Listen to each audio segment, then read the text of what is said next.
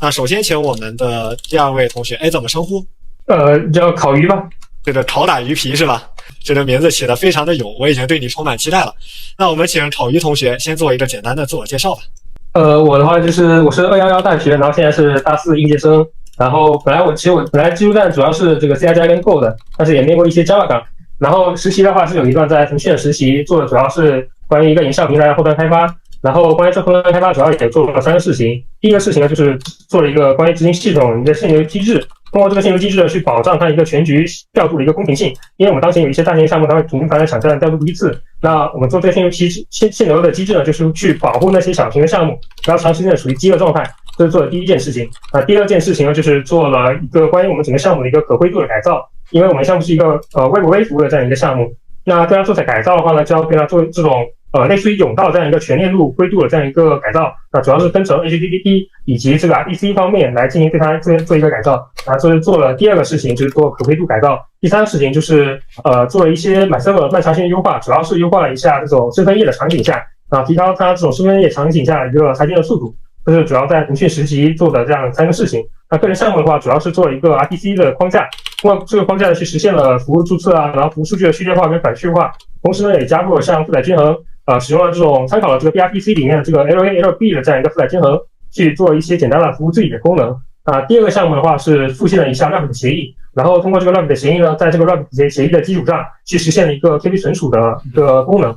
那主要来说的话，对这种高性能 RPC 框架的设计以及这种分布式系统的设计会比较了解一点。蛮厉害的，这是给我上强度了，兄弟们。那你的预期薪资是多少？其实薪资的话倒不是很所谓，因为我现在其实有拿到一个小厂的 offer， 它薪资就超过 20K 了，就想冲一下大厂。薪资的话就是20K 吧。其实我觉得你要20K 有点少了，敢不敢挑战的年薪50万呀？那就挑战一下，因为我对你的期待是蛮高的。毕竟也算是前同事，照这么算，虽然是跨越了时空。那我们就正式开始。那首先看一下这位小伙伴的一个简历啊，工作经历写在最前面，然后这段工作呢做的是一个研校平台 CI/CD 核心子系统交付流项目的深度开发与优化，主要的目的呢就是提高各 BG 的研发效能和系统稳定性。你先简单的聊一聊什么是 CI/CD 核心子系统，就是你做的到底是个什么事儿？CI/CD 核心子系统呢，就是做一个持续交付、持续部署这样一个功能。就是说，有很多的团队，他们把他们的这个代码托管到我们的资源平台上面有一个代码库，然后呢，他们就是直接在我们这个平台上面操作，就能够实现就是根据他想要的这种部署策略去进行对应的这种部署。那我们自研呢，就是帮助他在做这种底层的部署的同时，去帮助他监控这些部署的情况。然后如果说发生了一些告警的情况，那我们就会通过一个告警的方式去告诉他你的部署出了问题之类的。OK， 了解。那你这段实习从刚刚的描述中来看，应该是实习了2-3个月。对的，对吧？那这2-3个月你做的更多的是功能还是优化呀？主要是做功能，就是做了那个执行系统的那个性能机制。限流机制。那其实我理解算是一个优化，就是系统的保护嘛。对。那我首先纯好奇啊，就是作为一个内部用的 CI/CD 系统，你为啥要做限流呢？是出现过什么问题或者有什么场景吗？在一些变更的高峰期，如果我不去限制大型项目的它一个并发的额度，它可能这个大型项目它有很多并发额度，它就会频繁的去抢占它这个调度的批次，那导致我这些小型项目呢，它就可能很久都不能抢到一个调度批次，也就导致呢，它很久就一直处在这种积压的状态。那我做限流主要是限制这些大型项目，那限制之后呢，就能够就是保障一个全局的一个调度的公平吧，就是让那些小型项目也有机会去抢夺到这个调度批次来进行对应的这个 task 的投放。对于这种冷热业务的话，为什么我们要通过限流去保护系统，而不是对资源分配层面上做一个限制呢？比如我限制这个大的任务，它单独走一套集群，或者单独用一些 CPU 进行计算，为什么要采用限流的手段？因为我们整个系统架构底层的话，就是通过一个 worker 集群去读取我的这个效应序列里面的这个 task 嘛，所以它底层的话其实没有做这种冷热之间的区分的，就是统一就是一堆这种 worker 资源。可能如果我要再重新做一套这种 worker 集群去专门的供这些大型项目来使用的话，就是从改造的成本上来说，我觉得是比现在做一个性能机制的成本是要大的。我理解其实就是考虑到这个实现的方便，然后我就先针对整个系统做一个限流，对吧？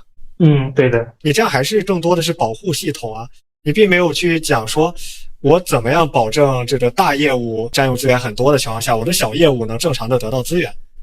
就你的意思是单独对大业务，就对那些访问过高的业务进行一个限流，对吧？对，明白。我想问一下啊，作为这个不同部门的开发者，那我想要去使用你们做的这个研发平台，那我需要先申请资源吗？不需要。还是你们统一提供资源，然后根据这个实际的占用情况去计费，对吧？对。那我了解了。行，那我们围绕着这个点再去问。其实刚才我们提到说，你通过对单个大业务进行限流，你其实是为了保护系统整体的这个资源是合理的。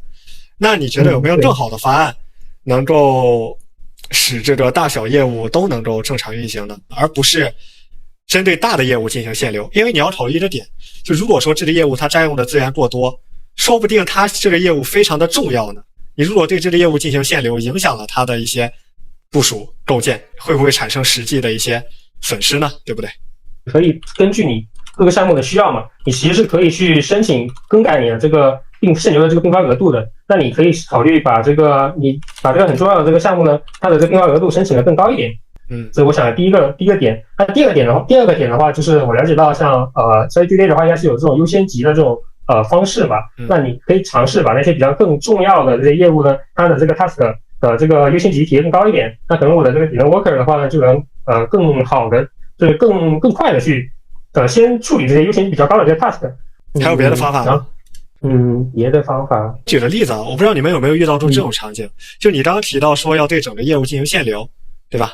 对。那有没有出现过说有一个部门，就说有一个大业务，他突然发现，我怎么这个构建这么慢，他来找你们，那你们怎么样临时处理这种情况呢？可以直接把他那个限流限制给他改掉，就是直接把他的限流就是再加大，让他直接让他那里的那些后续的这个 task 就能正常的投放。不然的话，我们其实也是有通过这种延迟调度的这样一个功能去保护它后续的一个正常的投放，就是它的那个限流配置，它那个阈值是我们可以更改的。那你们怎么去动态的更改某一个业务的限流阈值呢？把这个每个项目的它所能够拥有的这个限流额度写在配置里面，就是我在申请额度的时候呢，是要先从这个配置里面读取到我这个项目所配置的最大的变化额度，然后才真正的能够申请到。那你这个配置更改之后，怎么同步到各个系统中？就怎么让内存中进行重新加载呢？对，你这个配置是一个文件还是一个数据库里？这个配置是一个文件上的配置。每次都要从配置文件中去读取这个限流的阈值吗？就是它在这个整个系统它在启动的时候呢，它是会把这个配置文件里面的这个数据读出来，然后放在内存里面存成一个字段的，就是它在启动的时候会读一次。好，那又是回到我刚刚的问题了，既然它只有在启动的时候读一次，你怎么在更改配置文件之后更新它呢？有同学说重启，怎么可能重启啊？这就是热更新吧。那我脑海里第一反应的话，就是通过Zookeeper，它是有一种 watch 的这样一个监控的机制。就是说我当我注册在 Zookeeper 里面的节点，它如果节点里面的信息发生变化的时候呢，我就能够感知到这个变化，然后呢去进行这个数据的更新。很好。你能想到 Zookeeper， 那其实是不是我们就可以把配置放到 Zookeeper 中去存呢？对的。那你有没有了解过你们这个系统中是怎么实现的这个动态更新？是配置文件吗？还是比如说其他的配置中心？具体我可能还比较了解，但是我猜有可能就是像腾讯内部它也有像类似于像 Zookeeper 这样的名字服务嘛，像这个北极星，有可能也可以用这种北极星来做这种信息的这种动态的发现。好，因为腾讯内部不只有北极星啊，其实它还有专门做配置管理的东西，对吧？对。OK， 我们换个问题来问吧。可以简单讲一下你是怎么基于 zset 实现延时调度模块的吗？我的 task 如果它因为呢这个限流机制导致它暂时投放失败，我就会把这个 task 呢放到一个 zset 里面，然后 zset 它的 key 呢就是这个 task， 然后它的这个 score 呢就是我这个 task 的它本来应该的那个执行时间是它的这个 score， 然后我另外会开一个新的携程出来，这个携程它会每隔1秒从这个 zset 里面读取那些当前已经到了执行时间的那些 task， 再放到我的这个调度模块里面去进行新一轮的这个调度。这个方案当时是你自己设计的吗？当时有跟我的 mentor 讨论过吧，知道大概是有2种做这种延时调度的方法。第一种的话可以通过那个RabbitMQ 它有一个死线队列，但是因为我们底层的话就不想再就是引入一个新的这样一个消息队列，可能感觉它的成本会比较高，所以呢就使用了这样一个 ZSet 的方案。那你觉得 ZSet 方案和这 RabbitMQ 方案，除了你刚刚说到的成本问题之外，它们各有什么优缺点呢？ ZSet 的话呢，它是能够支持这种，就是我能够筛选我某一个时间段里面该执行的这些任务，就是我能够对里面的这些任务呢进行一个增减的操作吧。那我使用这个 RabbitMQ 的话，可能就没有像 ZSet 这么方便。那你觉得 ZSet 的问题是什么？我觉得它就是没有像这个 RabbitMQ 它自带的这种高可用的特性。假设它里面的数据如果突然宕机了还是什么的，可能就导致我的这个调度的批次会造成一定的影响。我不太清楚你这个任务是否关键啊，但是对于关键任务，其实你用 Redis 的 ZSet 它是有任务丢失的风险的，对吧？对。那你怎么去消除这种风险，或者尽可能的减少这种风险带来的影响呢？第一点就是做好这个数据的持久化吧。那当你这个 Redis 节点宕机的时候呢，你就可以从这个持久化里面的数据去恢复这些数据。然后第二点的话，就是你可以做好这个 Redis 的一个可用性的架构，就是比如说做它这种主从的架构，去保障它的一个可用性，去降低它这种因为宕机导致数据损失的这样一个风险。还有吗？还能想到别的吗？OK， 行，这个就问到这里。然后其实刚刚提到了一个 Redis 的主从嘛，之前有了解过 Redis 的主从或者集群吗？有的。那有在企业中接触过吗？就是有看过，但是我实际上是没有去接触到的。OK， 了解。那也可以简单的介绍一下 Redis 的那个分片集群的实现原理吗？好的。分片集群的话，就是我有很多的数据嘛，然后我想要对它做一些分片。那首先我会通过一个CRC 一个函数去对它进行一个计算，然后呢，计算之后呢，把它映射到我记得是16384个 slot 里面。然后呢，我的这个各个 Redis 节点，它之间是通过这个 Boost ID 这个协议呢，去得到我哪一些 slot 存在哪一些节点上，然后这些 Redis 节点呢，通过 Boost ID 去交换彼此的这个所存在这个 slot 的信息。然后呢，它就是交流完这个信息之后呢，它再把这个 slot 跟我的 Redis 节点的一个映射的机制，映射的这个信息去发送给我的客户端。我的客户端在查数据的时候呢，比如说它查 key 为多少的数据，那它先对这个 key 做一个计算，算出这个 key 在哪一个 slot 里面，然后再根据这个 slot 跟 Redis 节点的映射表去找到我要查这个数据存在哪一个 Redis 节点上，然后再把对应的请求打到这个节点上。OK， 打的还是非常好的，看来有了解过。那如果说我的这个 Redis 的数据量增加了或者减少了，那这个分片集群应该怎么样处理呢？我举个例子啊，假如说以前我们要4个分片，4个分片，每个分片存1000万，有4000万的数据。现在假如说我们只有2000万的数据了，你会怎么处理这种情况？可以想一想，小心有坑啊。其实目的是想要下掉其中一个 Redis 节点是吗？对，是的，怎么下？你要重新哈希，对吧？这其实就是分片集群的缩容。有没有了解过？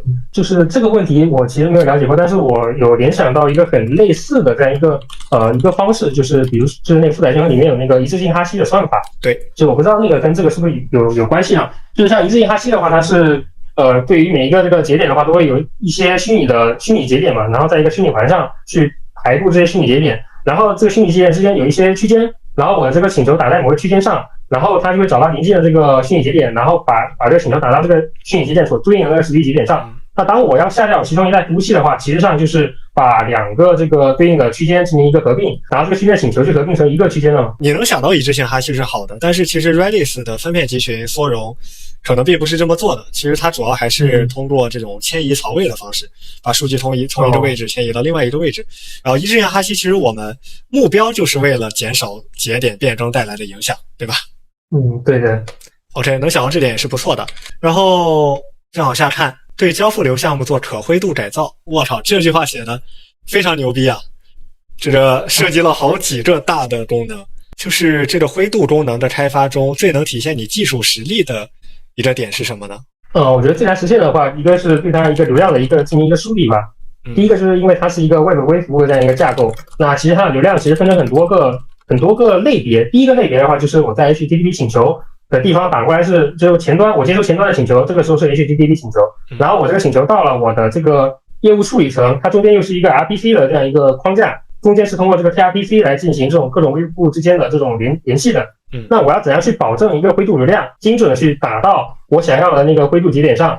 我觉得这一点是比较难。那首先就分成2个块吧。第一块就是 HTTP， 那这一块因为腾讯的基建比较完善嘛，它在前端是有一个这个网关的，那就是开发一个网关插件。这个网关插件呢，它会识别打给它的这个 HTTP 请求，然后从这个 header 里面去读取它的一个 ID， 然后看它这个 ID 呢是不是命中我存在这个 Redis 里面的这个灰度的 ID 列表。那如果命中的话，它就是一个灰度的一个流量。那我接下去就要把它打到这个灰度的节点上。然后这是关于 HTTP 的改造，然后接下去就是在这个 gRPC 之间，主要是使用这个 filter 拦截器以及这个笔记型匿名服务来做这个精确的这种流量的调控啊。首先是拦截器，我的这个服务调用方在发起一次任务调用的时候，它会先通过这个拦截器，这个拦截器呢会先读取我这个流量的标签，然后读取这个标签，看它是不是一个灰度的一个流量，然后它会把这个标签呢去发给我的这个北极星啊。北极星它接收到这个标签之后，它会到这个标签下面列的这些服务节点里面去选取那些对应的这个服务节点给我的这个服务调用方。那我的服务调用方呢就去发请求给他得到的这些服务调用方。我大概听下来是你们的这个灰度名单首先是存到 Redis 里的，那而且这个灰度名单貌似是可枚举的，对吧？它不是按那种比如说百分比去灰度流量，而是我就指定一些客户端去灰度，是这样吗？是的是的。OK 啊，那所以其实你是通过了一个添加类似 Trace ID 的方式来去追踪请求，对吧？对。OK， 哎，你提到 Trace ID， 我就想到了一个我们在分布式项目中经常用到的一类技术框架，叫分布式链路追踪系统。有没有了解过这类系统它是怎么实现的？不太了解。OK。那这个概念我觉得你要了解一下，分布式链路追踪是为了解决我们在分布式项目中这种服务的调用链路不好排查、可观测性不强的问题。就是比如说我们 A 调用 B，B 调用 C，C 调用 D， 那假如说 C 出了问题，我们要及时的监控到，对吧？并且看一下它的上游出了什么问题，还是下游出了什么问题，等等等等等等。这个我了解过，是不是有一个叫做 Skywalking 的这样一个框架？它是不是就是属于？对。那这个其实我在那个腾讯实习也有做过，就是做过相关的调研吧。就是我们项目组的话，它原本是使用这个 Skywalking， 然后现在好像是出了一个叫做 Skywalking Go Agent， 可以实现对代码没有侵入式的这样一个分布式链路的追踪的这样一个功能。就是我有去做这样相关的技术调研，但是因为像 gRPC 的话，它是腾讯内部的这种内源的这样一个 RPC 框架嘛，那所以其实到最后调研结果就是它跟这个 Skywalking Go Agent 是不太适配的。然后你提到了一个 Go Agent， 对吧？哎，那我不禁又想问你一个问题啊，就是你们这个项目既然是一个轮子类的项目，对吧？为各个 BG 的研发效能提供服务，那你们这个项目中肯定加了不少日志吧？对。有没有了解过你们项目中的日志是怎么记录的，然后怎么存储的，怎么管理的，怎么检索的？我们项目有一个叫日志会嘛，然后它其实会提供一些 API 给我们，然后我在实际上做日志记录的时候，就是直接调用它的 API，然后就直接记就可以了。然后后面，然后你要检索的话，它其实是也有那个日志会提供一个平台给我们，然后我们可以按这时间啊，或者说想要的这个信息进行一个检索。OK， 其实我能理解，就是因为腾讯它是有这个现成的系统的，哎，但是我要深入问一下，帮你去收集记录日志的系统，它是怎么收集和管理你的日志的？我们就一个一个来，它是怎么收集日志的？它怎么把你服务器上的日志给放到它自己的系统里？我想一想。对，你想一想，你刚刚也说了，你在开发这个项目时，你就是调 API 去记日志就行，你好像并没有关注到其他的东西。那它是怎么实现的，不让你关注到这些？我第一反应是还是可以通过那个 gRPC 的拦截器的功能去实现吧。就是我在调用这个 API 的时候，它应该是触发到了日志会的某一个微服务。那触发之后呢，这个微服务它就会有一个拦截器，这个拦截器里面呢就会对我的这个操作进行一个记录，然后记录之后呢，再通过这个拦截器可能会调用另外一个存储的这样一个微服务啊，然后以此来实现这个日志的一个收集。那这是一种方式，我们姑且叫它主动上报或者 API 上报。还有其他的方式吗？能想到吗？其实我之所以问你这个问题，是因为你刚才提到了一个概念叫 agent， 给你提示了。你想一想，日志收集能不能通过代理去实现？有了解过像动态代理，但是我对动态代理了解的不是很深吧。就是我在触发这个 API 的时候，那可能就会把这个操作给放到代理层，然后让这个代理来对这个日志做一个相关的操作，就是类似的这样一个思路。就是我能想到，这 RPC 框架里面其实是有一个代理的概念的，就是会有一个 stub， 那就应该是类似像那个 stub 的操作。我的这个后端在发起一个调用的时候呢，它会先到我的这个 stub 里面去把这个请求了包装成一个 RPC 调用，然后再发给我的这个 RPC 的这个调用的一个节点。那可能像日志会的话，它其实也是会有类似的这种动态代理的这样一个功能，就是我在调用 API 的时候呢，先到了它那个 agent 层，然后用 agent 层呢去对这个日志做一个记录。有没有更好的方式啊？这样的话，其实每次都要去经过一下拦截器。你还有别的思路吗？没有的话，我们就换道题。我再思考2分钟吧。思考2分钟，我操，这么长？思考1分钟，我先想一想。有没有了解过服务网格这个概念？服务网格 ，Sidecar 有了解过吗？没有。因为其实你提到了腾讯里面有一个东西叫北极星嘛，记录这个业务的流量，或者帮你找一下 RPC 的调用地址，对吧？他们是怎么实现的？一般都是不侵入业务的，对不对？对。一般就是在你要部署服务的那个服务器上给你装一个代理，或者给你装一个额外的小服务，是不是有点这个感觉？我直接揭晓答案吧，就是因为时间有限嘛。就刚刚你提到的代理，我就顺便问了这道问题，看一下你对于架构设计的能力的把控程度。你之前有没有了解过 Elasticsearch 的 Fillbit？ 没有。就是 Elasticsearch 它有一个专门的数据采集器叫 Bits 套件，其中有一个 Fillbit 它就是专门用来采集文件日志的。那你想，你业务中的日志一般情况下来讲，我们都是先记录到本地的服务器的文件中，对不对？那我是不是只需要在服务器上装一个代理，让它去对着特定的路径采集文件就可以了？这样是不是就跟业务没有任何的侵入了？这样是不是就解耦了业务和我们的日志采集器？是的。好，我们再往下。参与 MyCircle 慢查询排查，解决深分页问题带来的性能损耗，显著提升查询效率，将总查询时间由3秒缩短至 0.01 秒，优化的还蛮猛的啊。那你可以先简单说一下你们的这个查询，它对应的表数据量有多少吗？以及就是为什么它原本要3分钟？就是这是一个表数据量大概有500万的这样一个数据，就是我们要对它做一个全量的这样一个分页的这样一个导出，就是数据量比较大嘛，然后加上它又是一个分页的查询，所以说它原本的耗时就会比较高一点。好，然后你是通过加索引和优化查询逻辑来解决的，你可以具体讲一下你是怎么优化的这个MyCircle吗？好，那首先最开始的话就是怎样去定位到它嘛？定位到它的话就是通过这个 stack 新 from information， 然后schema.process_list 去查看到我系统当前正在执行的这些 circle 语句，然后去找到那些执行耗时比较长的那些 circle 语句呢，就是像这种分页查询的这种语句。那假设说它 limit 是 limit 5万，然后10条，那我的这个 init 会先找出第一条给我的 server， 然后 server 判断它不属于5万条之后的，那就它再把这些记录给抛掉，然后第二条也一样，就是init 找到了 server 层再丢掉，那这样子就造成了前5万条数据就是白白查找的这样一个情况。那对它做优化的话，就是使用这种游标法，就是我直接设定where ID 大概等于5万，直接就把这索引就先定位到了5万这个地方，然后再往后找10条，这样的话就能节省掉我对前5万条数据一个无用的筛查，以此来提高它的一个查询的效率。那你觉得你这种方案会有什么问题吗？想要直接点到第5页，那因为我不知道第5页的第一条的这个数据的 ID 是多少所以说就是它不能支持这种跳页的场景。对，那你又是怎么解决这种问题的呢？解决这个问题的话，我了解可以通过这个子查询，就是我先用一个子查询去找到这些 ID， 就是子查询先找到这个对应的 ID， 然后传给我的外层查询，然后外层查询再找到对应的这个实际的记录因为现在大部分的这种产品设计都是这种瀑布流的这种形式嘛，所以实际上这种场景是比较少的。蛮好的，就是从业务层面上去把我给反驳掉了。对。然后刚刚也提到了，确实我们可以通过子查询，然后通过提前查出 ID 来减少这种分页问题带来的性能损耗。不用这种方案，你还能不能想到别的方案来提升你这种场景下的查询效率？这个方案不限比如说你现在用的 MyCircle， 你可以不用 MyCircle， 也可以在 MyCircle 基础上去想别的方法，都是可以的。这个我有了解，那个 MyCircle 原来就有一个导出的功能嘛，像一个好像是my_dump 之类的，就是它可以直接把 MyCircle 里面的数据全部导出来，导成一个文件。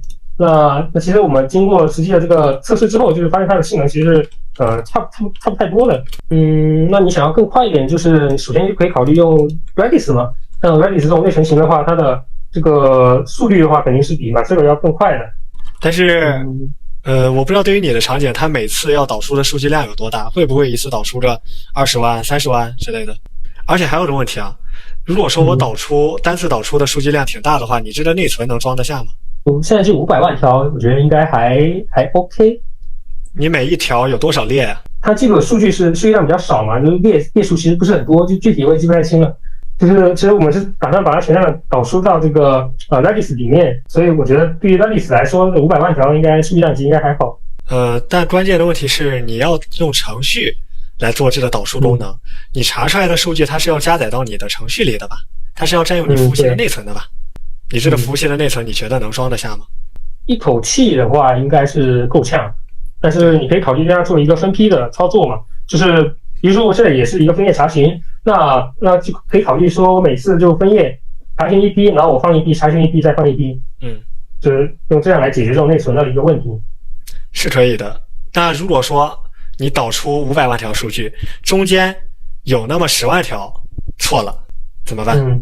其实可以想一下这个业务场景，对吧？我们如果要做大数据量的导出，这个时候时间真的是那么重要的吗？我们重要的是什么？是不是你导出的数据不能有错呀？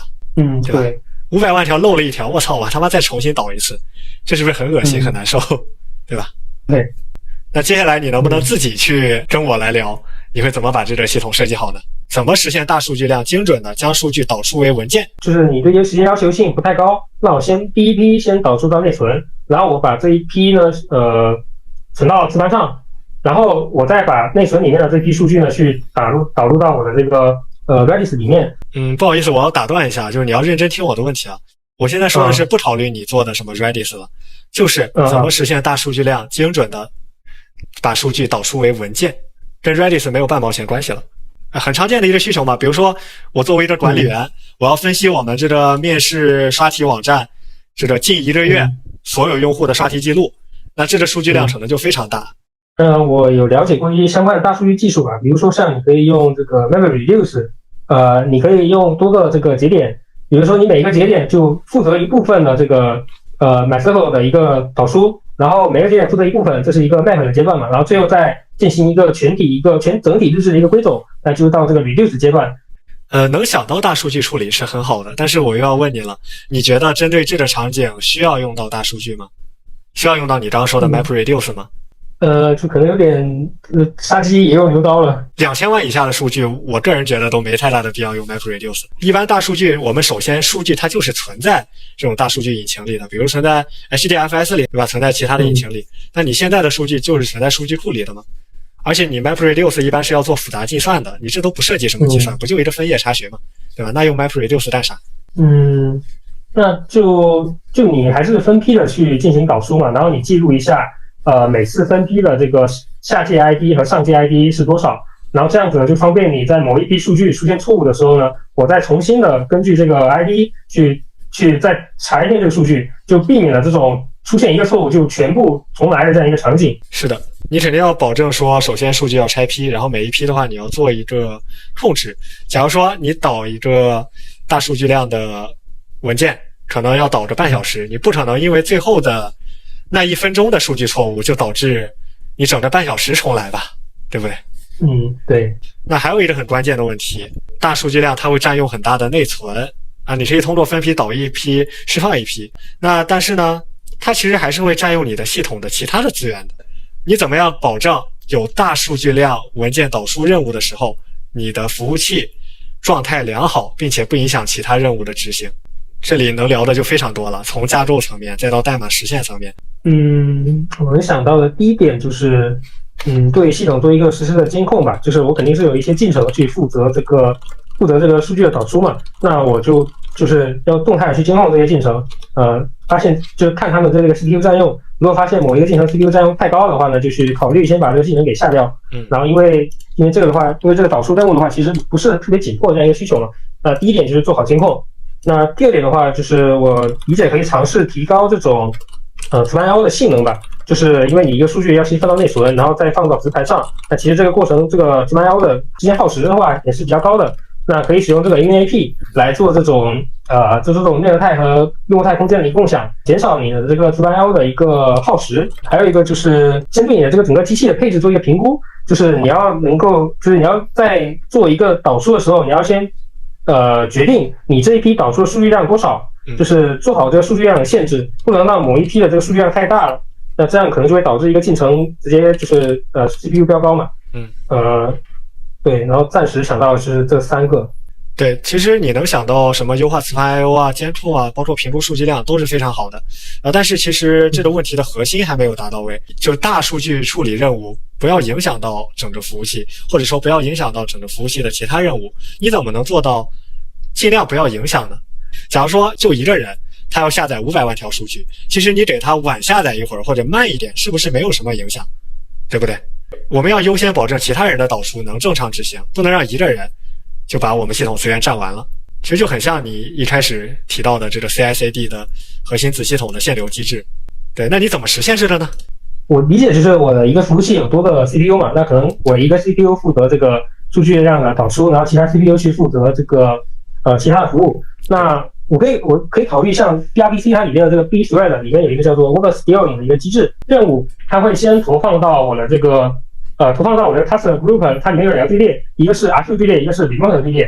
那它会投放到其中的一个队列，然后我在进行这个任务执行的时候呢，有一个叫做wait task 的一个wait task 的这样一个函数，在这个函数里面呢去从这个 task group 里面取出这个 task 进行执行。大概 wait task 把当前的这个 task group 里面的 task 都执行结束了，那我会到其他的 task group 里面去偷他们的这个 RQ 队列里面的 task， 然后把他们这些 task 偷出来运行。那这样子的话就能够保证我当前的这个 CPU 的话它不会一直空闲，因为它会去偷别的 CPU 上面的这个任务，应该能够解决这样的问题。你刚刚提到的其实就是任务窃取机制嘛，但我觉得并不是解决这个问题的核心因素。核心问题是什么？是不是要想到隔离？我刚才有想到隔离，但是我没有想到具体隔离怎么去做。你当时答了一个点，把不同的任务交给多个线程去实现，那有没有可能通过线程去隔离呢？就是说我一些线程只执行自己的 RQ 里面的这个任务，那我就不去偷别的线程上面的任务了，那别的线程的任务也不要交给我。那这样子的话，就是我这个线程就执行比如说线下业务，那我就执行线下业务，那我就不去做这些这个任务的导出啊之类的功能了。对，就是那你怎么把线程分组呢？就线程池嘛，给一个服务器划分多的线程池。有的线程池呢，它的占用的核心线程数可以多一点，那用来处理一些计算密集型的任务，用来处理比较大数据量的任务。其他的线程池呢，可以执行一些小的任务啊之类的。你可以根据任务的情况去分配线程池，对吧？去调整线程池的参数。然后还有别的方案，你还能想到吗？你要不能想到，我就给大家再简单聊一聊别的。别的方案暂时没有什么思路。然后再给一个思路啊，刚刚其实我在提示，我说这个你让一个人导出大数据量的文件，你让他多等一会儿，其实问题不大。假如说你这个时候系统资源紧张，你是不是可以把导出的这个任务的速率给它降下来？你怎么实现这个把它的任务速率降下来呢？这个其实有一个专业的名词，我不知道你有没有听说过，叫反向压力或者叫背压。没有听说过。所谓的反向压力就是根据你系统当前的资源情况，或者根据你上游的这个请求的处理情况，或者根据你下游的这个服务器的情况来动态的调整你的业务处理能力。就比如说举个例子，A、B、C 3个服务，你做的是 B 服务，那 B 服务你要去调用 C 服务，要向 C 服务发数据。那正常情况下呢，这个可能每次发送的数据是1秒钟20条，然后但是现在这个 C 服务它突然卡死了，它告诉你了，我不要再发了，你还不断的给它发，或者它现在处理不了每秒20条数据了，那这种情况下你是不是可以调整一下你发送的速率，不要给它那么大的压力？那同理，假如说 A 不断的给你发20条数据，那以前的时候你可能只能处理10条数据，现在你发现它给你20条，那你是不是发现你系统资源还够啊？那我就把我的能处理速率调整到20条嘛。就说到这个，我想到了就是富海金融策略里面有一个叫做 LA、LB 的这样一个策略嘛，就是可以实现对下游服务的一个知识性的分流。它实际上使用的就是这种思想，就是说它会计算每个下游服务节点的这个全值就是等于这个吞吐量除以它的一个时延嘛。然后它根据这个全值的话呢，去动态调整它的流量要打给哪一个这个服务节点，然后以此来实现这种自适应的分流。而且其实我一直在等你说一个词儿，你一直没有提到异步这个词儿。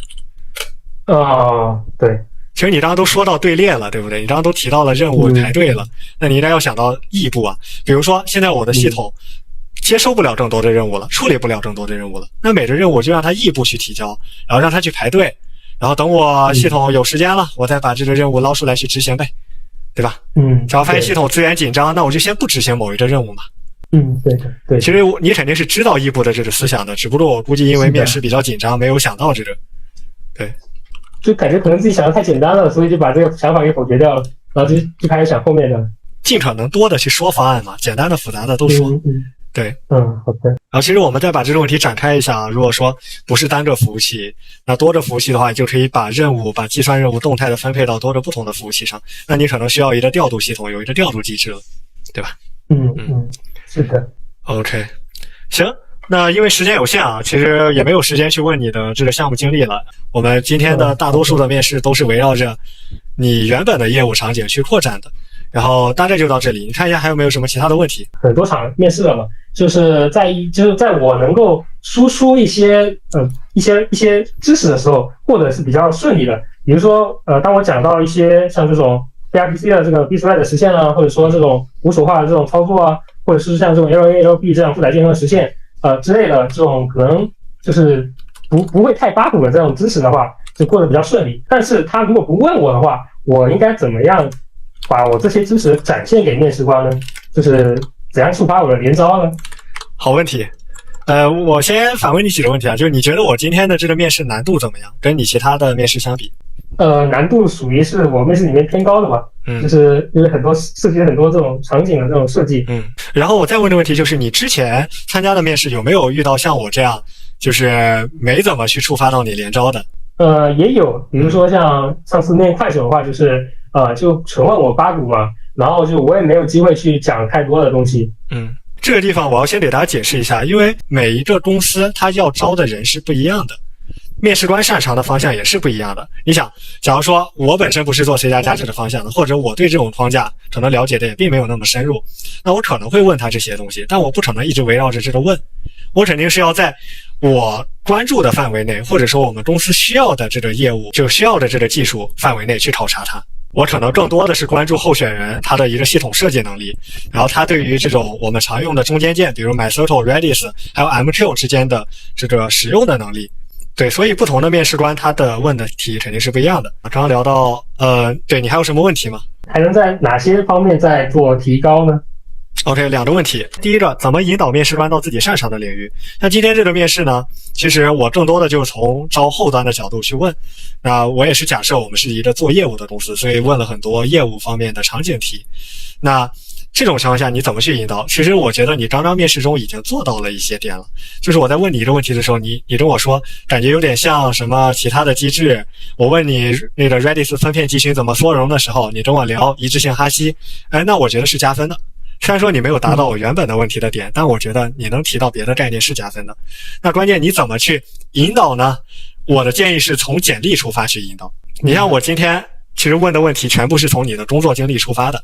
首先我问你 CI/CD， 问你限流，然后问你为什么你们要做限流，其实全部都是我感兴趣的，包括就是对着你的简历去问的。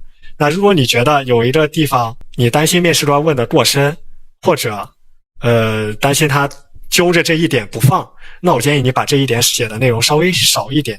我举个例子啊，你的简历有一个是通过分析交付流子系统流量调度那一条，什么灰度模块、改定时任务、开发网关插件，这一条我能问的东西太多了。光这种网关插件我感觉都能跟你聊着半小时，说真的。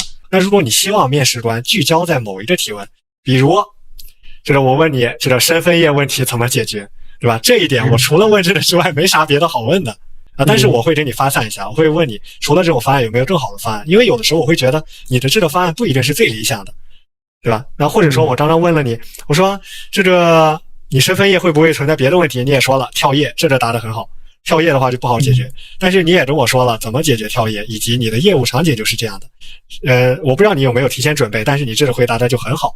如果你每一个点都能按照这种方式去回答，那面试官针对你每一个问题其实问的都很快，就不会像我一样揪着一个问题不放。了解。所以我觉得你的简历要优化的就是尽量的聚焦，就是不要给面试官太多发散的机会。你看今天为什么我面试跟你聊了这么久，就是因为在这道题上你给了我太多的发散的机会。面试官他什么情况下不会继续追问了呢？第一个，你的回答超出了他的水平；第二个，他觉得这一点你的回答已经让他满意了，他想考的东西已经考到了。而不会像我刚刚问的，我说怎么样保证大数据处理任务？我为什么一个劲的追问呢？因为你没有达到我想要的点呀。总结一下，在聚焦简历内容的情况下，提前准备准备就好了。对，就不要只准备自己简历上写的内容，你要去发散。第二个问题就是怎么提高啊？就是我其实觉得啊，你在自己擅长的领域，比如说这张 PC 框架，包括这个分布式一致性算法，你肯定是能聊很多的。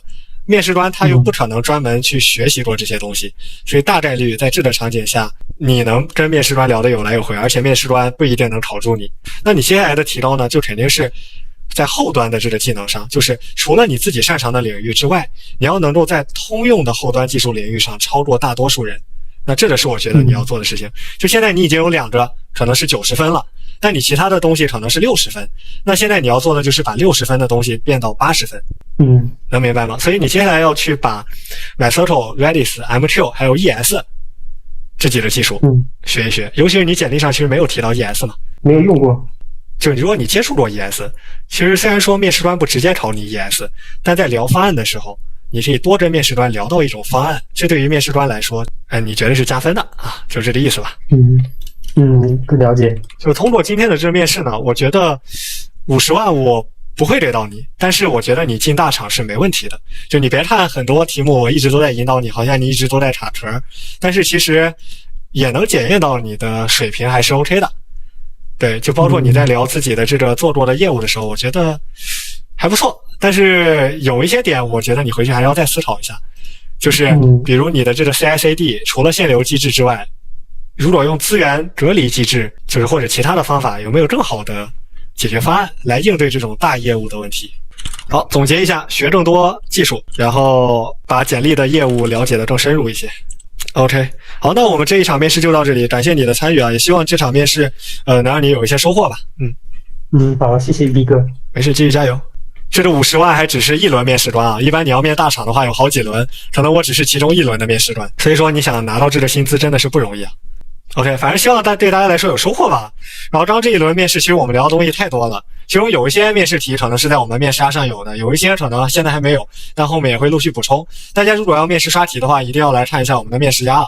我们的面试鸭现在已经有9000多道企业高频的面试真题，然后大家可以用更短的时间提高面试时遇到原题的概率。无论你是什么岗位的同学，直接找到对应的岗位，直接开始刷题就好了。我们现在也新上了这个刷题路线的板块，然后大家可以在刷题路线中了解到你对应的年限的工作经验分别要刷哪些题目，要怎么去学习。然后我们的面试呀，还有秋招热题，还有真实的面经，比如你要面大厂，对吧？你可以去提前看一看这个面经，然后感受一下大厂的面试的难度，这有助于你提前去准备面试。